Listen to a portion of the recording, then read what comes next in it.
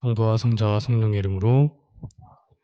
하늘에 계신 우리 아버지의 이름이 거룩히 빛나시며 아버지의 나라가 오시며 아버지의 뜻이 하늘에서와 같이 땅에서도 이루어지소서.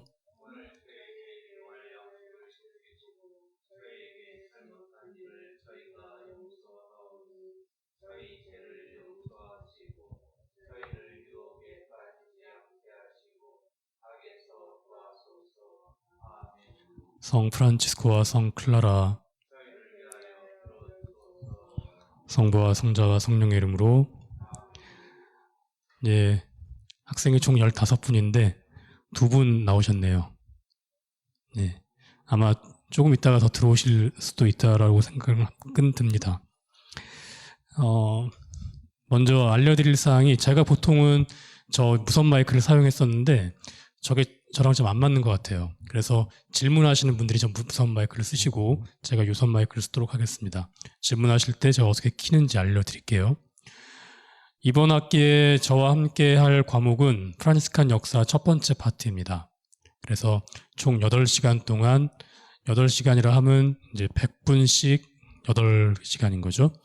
그래서 프란치스칸 역사 첫 번째 파트로 프란치스칸 가족의 기원에 대해서 함께 살펴보도록 하겠습니다. 그래서 이번 강의의 목표 혹은 주제는 지금 보시는 것처럼 일단 프란치스칸 세 가족의 기원, 즉 1회의 기원, 2회의 기원, 3회의 기원, 그리고 초기 발전 역사를 좀 자세하게 개괄을 해보고, 특별히 그 중에서도 1회에 대해서는 조금 더 살펴보도록 하겠습니다. 1회가 초기 발전, 급속하게 발전할 때 교회와 사회와 어떻게 관계를 맺었는지 그런 것들을 살펴보고, 그래서 이제 이 기원을 살펴보면서 우리가 함께 확인할 수 있는 것이 본래 우리의 정체성이 무엇인가, 각 가족의 정체성이 무엇인가를 다시 확인하는 거죠.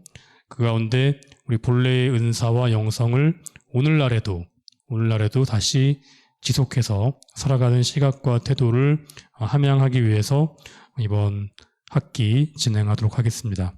그래서 학기 마지막에 이 학습 목표가 채워졌는지 우리 스스로 이제 한번 스스로에게 질문해보는 시간도, 시험은 아니고요, 그냥 그런 시간도 한번 가져보도록 하겠습니다. 참고 서적으로는 여러 가지 서적이 있는데요. 일단 나눠드린 강의록 있죠. 제가 카톡으로 올려드렸는데 받으셨나요? 네. 그 강의록은 기본적으로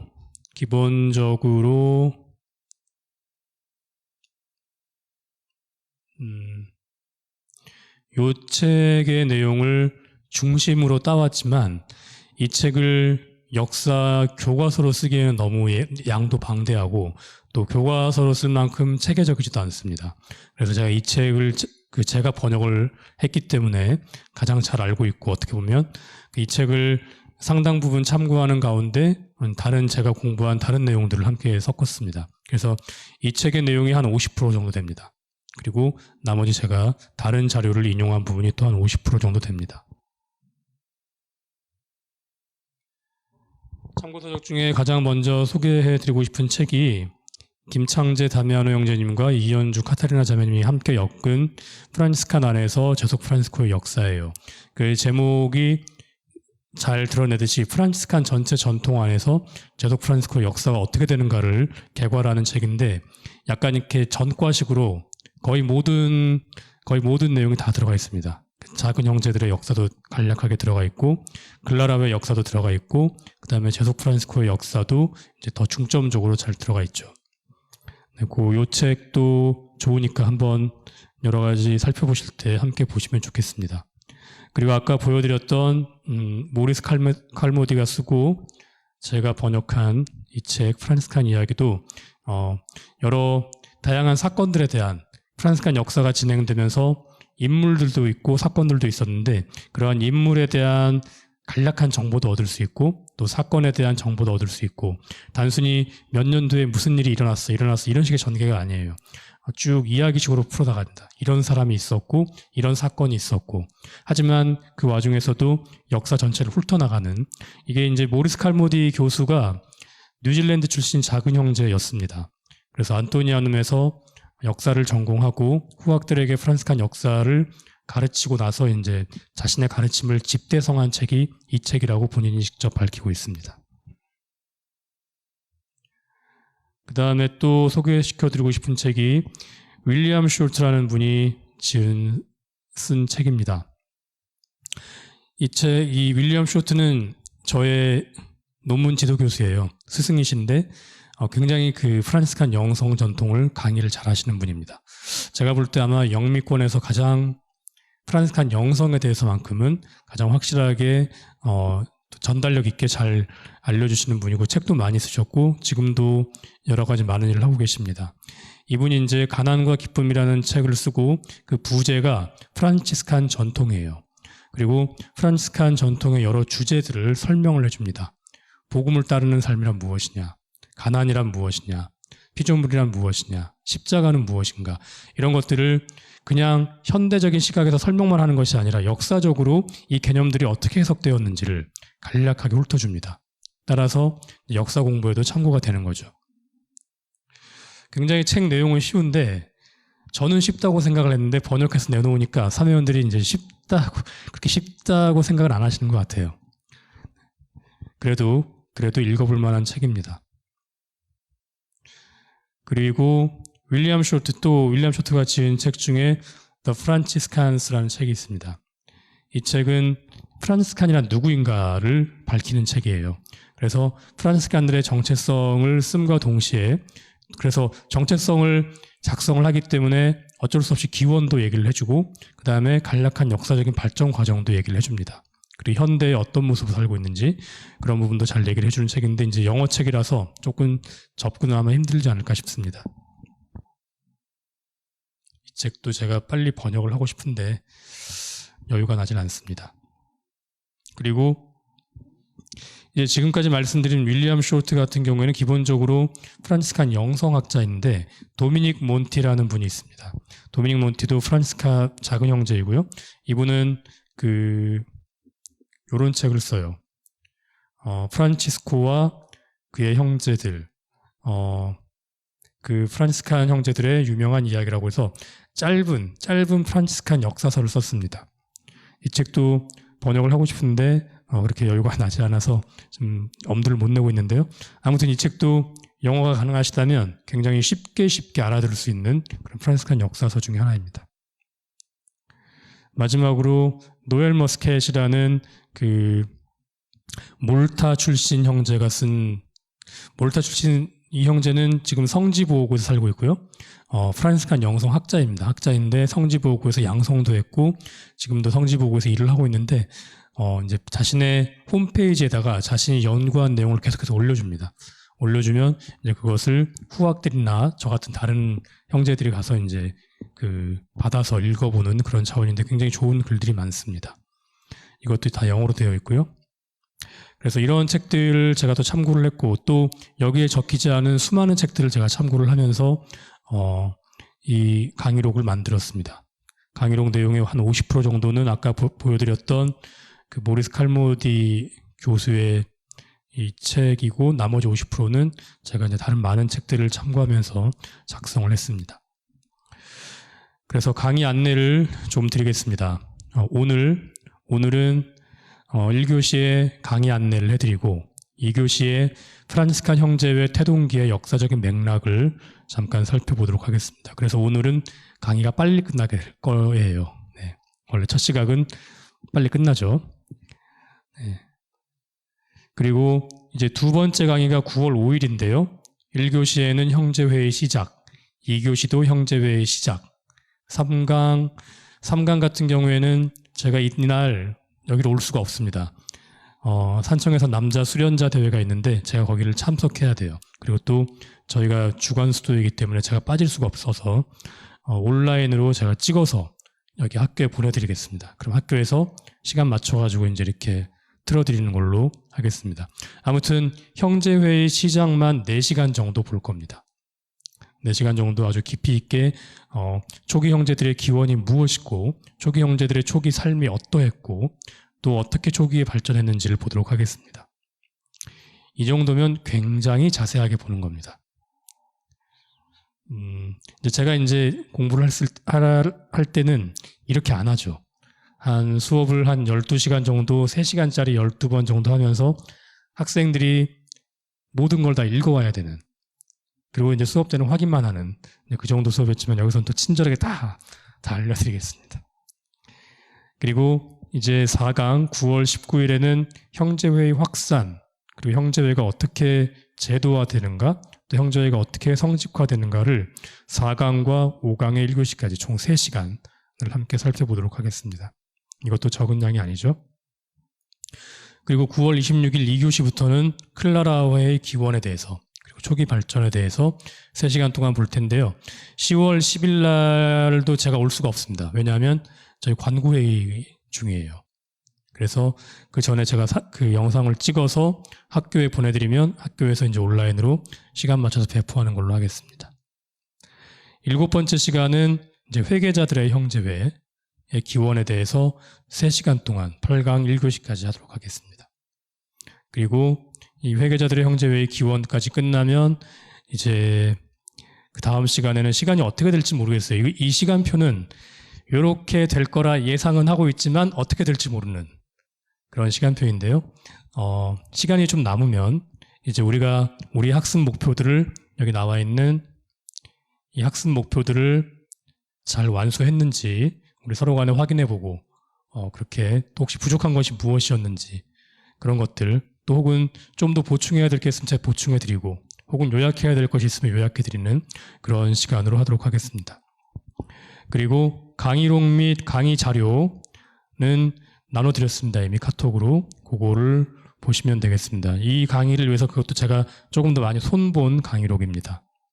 특별히 제속 프란치스코의 기원에 대해서 제가 상당히 많이 손을 봤습니다.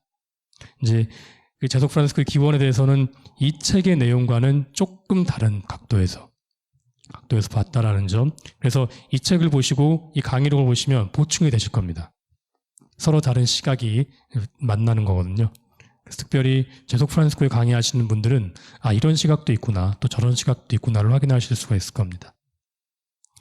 참고사항으로 시험은 보지 않습니다. 그리고 학점 이수 신청자는 수강 소감문을 제출하는 것으로 대체하겠습니다. 자, 여기까지 강의 소개인데 혹시 질문 있으시면 저 무선 마이크를 가져와서 켜시고 질문을 하시면 되겠습니다. 질문이 없으시군요. 네. 그럼 바로 우리 첫 시간 시작해도 될까요? 네. 자, 나눠드린 강의록을 펼치시면 그것을 여러분들이 재본을 할 수 있도록 제가 편집을 해놨어요. 그래서 항상 1, 2, 3 홀수면이 그 시작 페이지가 되도록 이렇게 해놨습니다. 네, 강의록은 받으셨나요? 자매님? 네네. 카톡방에 아직 안 들어오셨어요?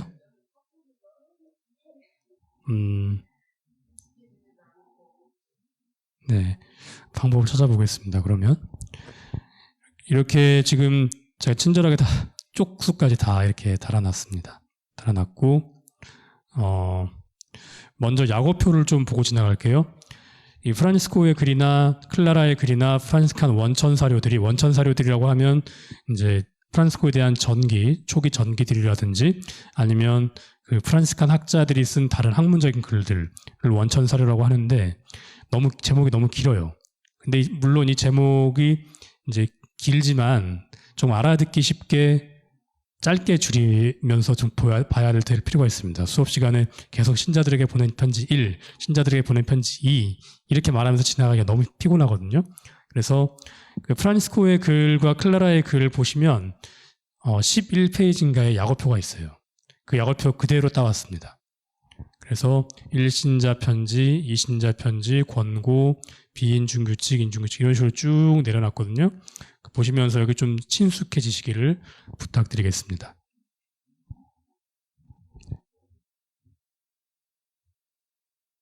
네, 일러두기를 보시면 아까 말씀대로 이 강의록은 기본적으로 모리스 칼모디 교수가 쓴 프란치스칸 이야기, 그리고 제가 옮겼죠.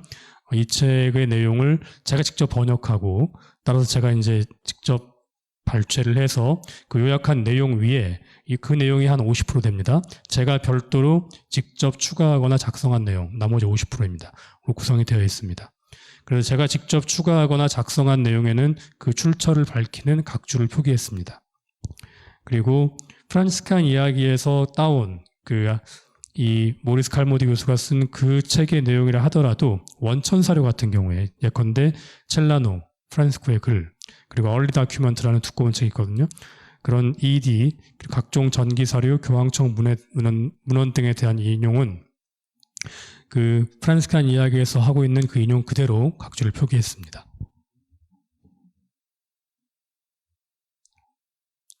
자, 그러면 바로 프란치스칸 형제의 태동식의 역사적 맥락을 보도록 하겠습니다.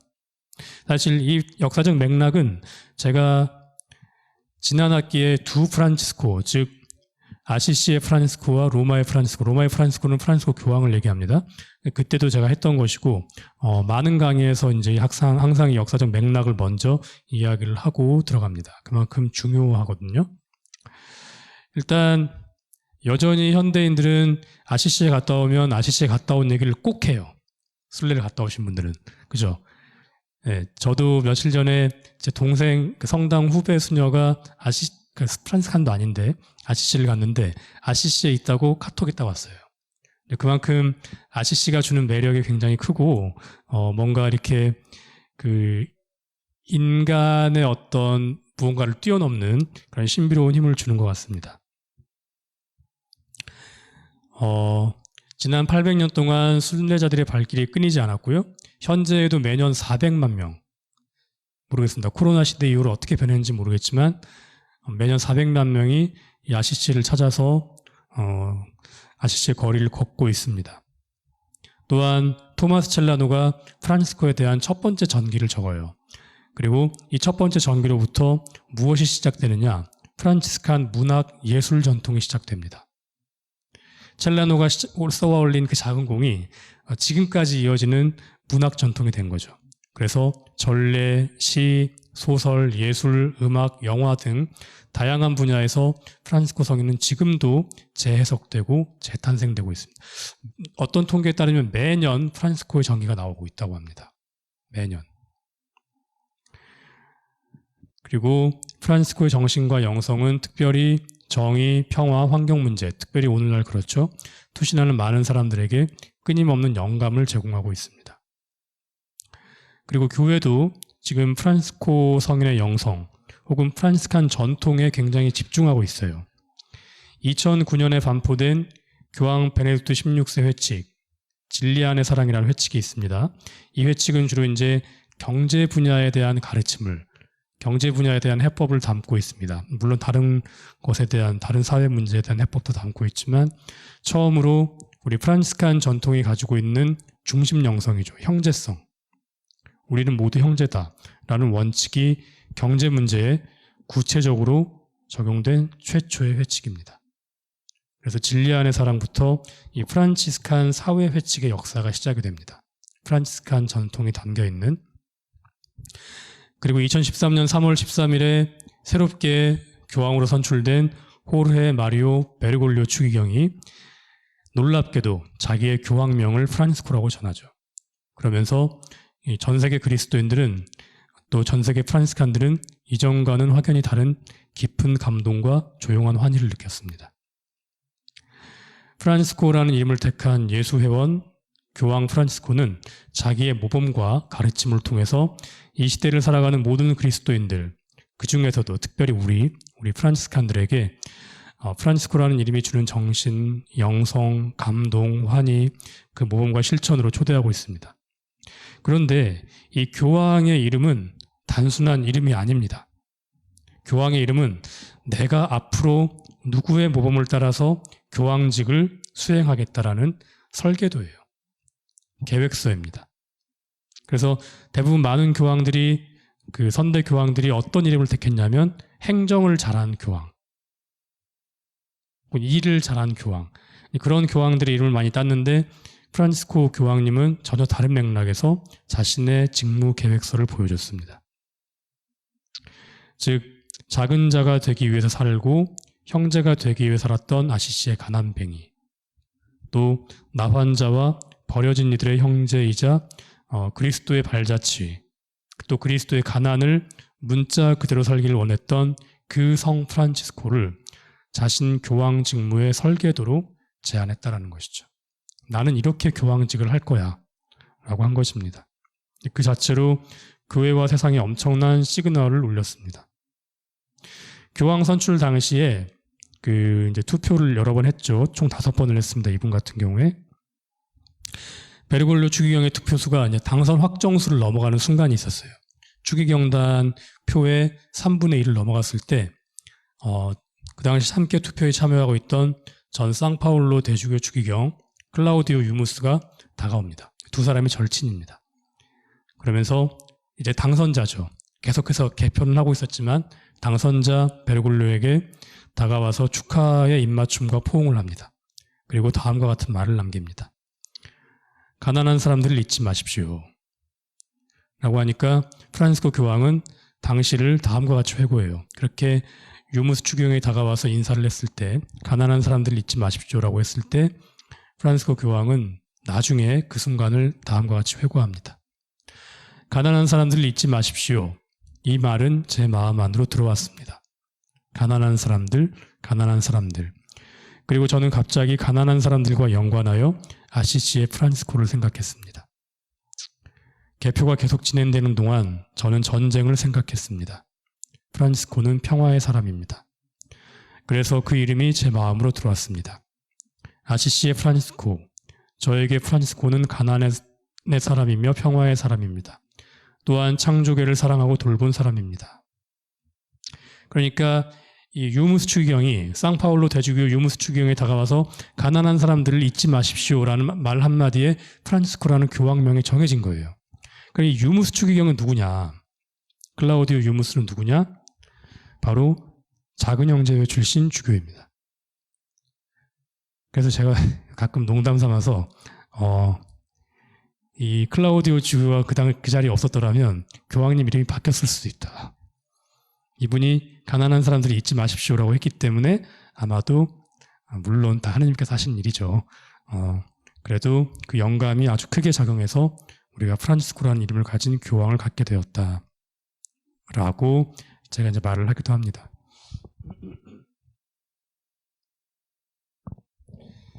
이러한 교황의 그 프란치스칸적 설계도, 프란치스코라는 이름을 따면서 나는 교황직을 프란치스코 아시시의 가난뱅이 프란치스코의 모습대로 살아갈 거야 라고 했던 그 설계도는 2013년에 반포된 복음의 기쁨에서 분명히 드러납니다.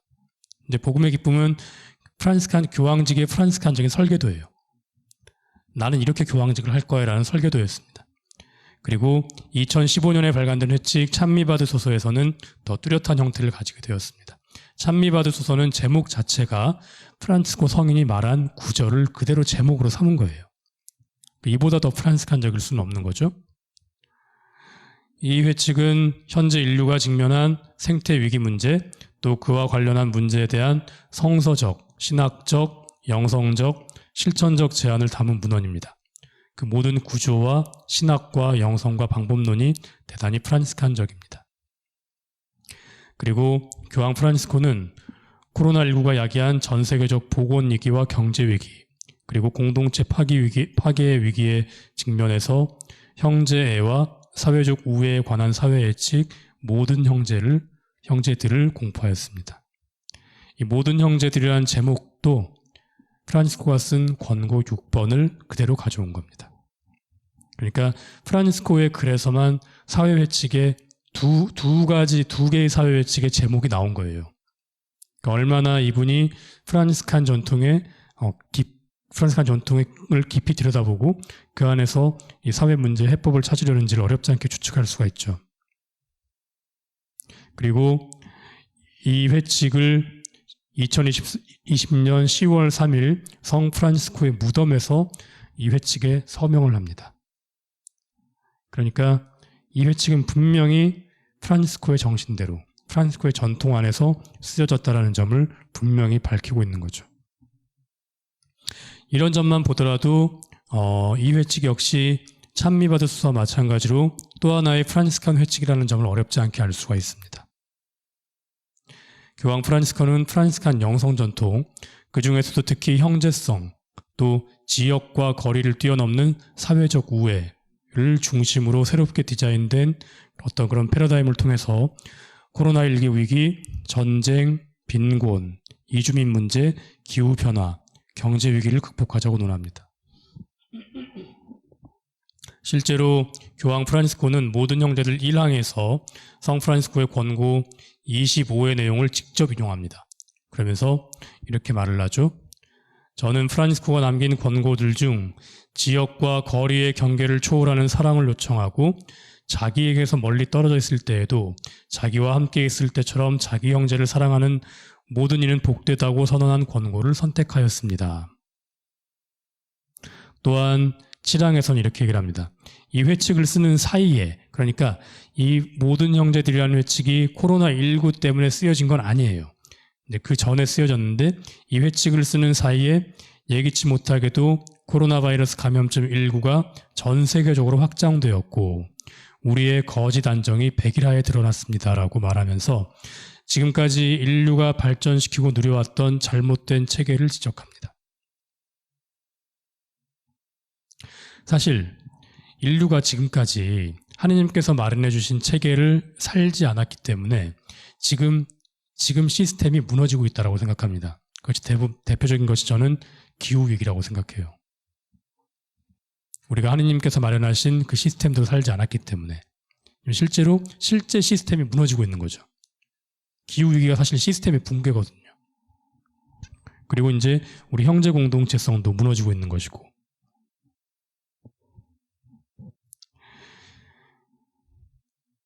앞서 언급했던 2009년의 진리 안의 사랑, 또 2015년의 찬미받으소서, 2020년의 모든 형제들 등 최근의 사회 외칙은 모두 프란치스칸 원칙과 방법과 전통 안에서 현재 우리가 고통스럽게 겪고 있는 이 문제들, 형제 공동체성의 위기, 경제 위기, 생태 위기의 그 문제의 해답을 찾고 있습니다. 교회는 이렇게 누가 봐도 명백하게 우리 프란치스칸 전통 안에서 방법과 희망을 찾고 있습니다. 따라서 오늘을 살아가는 우리가 프란치스칸 영성과 역사를 공부한다는 것은 곧 교회가 지극한 근심으로 쳐다보고 있는 이 문제들에 대한 해법의 뿌리를 함께 살펴본다는 의미가 됩니다. 그래서 결코 소홀히 다룰 수 있는 작은 차원의 문제가 아닙니다. 특별히 프란치스칸 영성 그리고 프란치스칸 역사 이런 부분들을 살펴보면서 오늘날 우리가 이제 겪고 있는 문제들의 뿌리의 단초를 찾을 수 있다라고 생각을 합니다. 자, 오늘은 수업이 좀 빨리 끝날 예정이기 때문에 지금 15분 쉬셨다가 다시 돌아와서 오늘 해야 될 부분 다 마치도록 하겠습니다.